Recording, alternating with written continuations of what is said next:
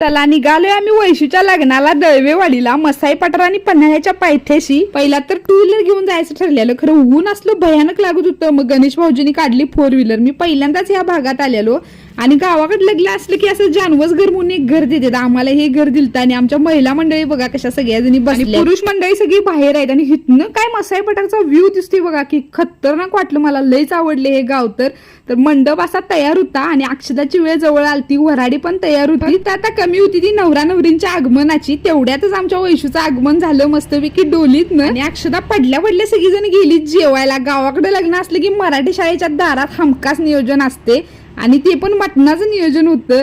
रस्सा भात आणि 2 फोडं सपला विषय. पुरी बासुंदीच्या जेवणाला झग मारत्या. तिथनं मग सगळी जण गेलीत पाहुणं पै हुडकायला. आणि इथं नानांच्या बहिणीचं घर होतं, नवीनच घर बांधले त्यांनी, मस्त आहे. आणि तिथनं असं मसाई पठारचा व्ह्यू दिसालता. बराचसाच वेळ मला तिथनं हलूच वाटलं नाही, खूप वेळ थांबलो.